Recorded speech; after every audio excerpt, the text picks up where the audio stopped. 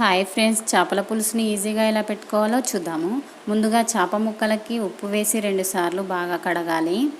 కడిగిన చేప ముక్కలలో కారం, ఉప్పు, తగినంత ఆయిల్ వేసేసుకొని చేప ముక్కలకి బాగా పట్టేలాగా కలిపేసేయాలి. కలిపేసి మూత పెట్టేసేయండి. తర్వాత చింతపండు నానబెట్టేసుకోవాలి. ఓకే అండి. స్టవ్ పైన ప్యాన్ పెట్టి అందులో తగినంత ఆయిల్ వేసేసుకోవాలి. ఆయిల్ వేడయ్యాక పోపు దినుసులు, నెక్స్ట్ ఉల్లిపాయలు వేసేసుకుంటున్నాను. ఉల్లిపాయలు బ్రౌన్ కలర్ వచ్చేంత వరకు వేయించేసుకోండి. తర్వాత పసుపు, నెక్స్ట్ అల్లం వెల్లుల్లి పేస్ట్, ఇది పచ్చివాసన పోయేంత వరకు ఇలా కలిపేసేయండి. నెక్స్ట్ కరివేపాకు, తర్వాత కొత్తిమీర వేసుకొని లాస్ట్లో చింతపులుసు వేసేయండి.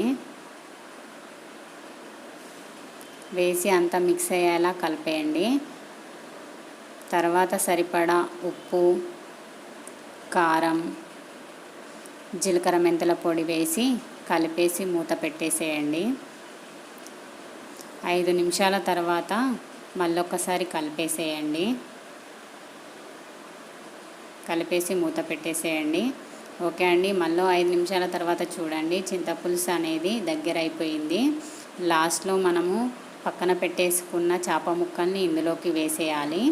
వేసేసి 10 నిమిషాలు హై ఫ్లేమ్లో, 20 నిమిషాలు లో ఫ్లేమ్లో పెట్టి బాగా మరగనివ్వాలండి. చూడండి, చేపల పులుసు రెడీ అయిపోయింది. మా వీడియో కనుక నచ్చినట్లయితే ప్లీజ్ లైక్ చేసి, షేర్ చేసి, అలాగే మా ఛానల్ని సబ్స్క్రైబ్ చేసుకోండి friends. Thank you for watching.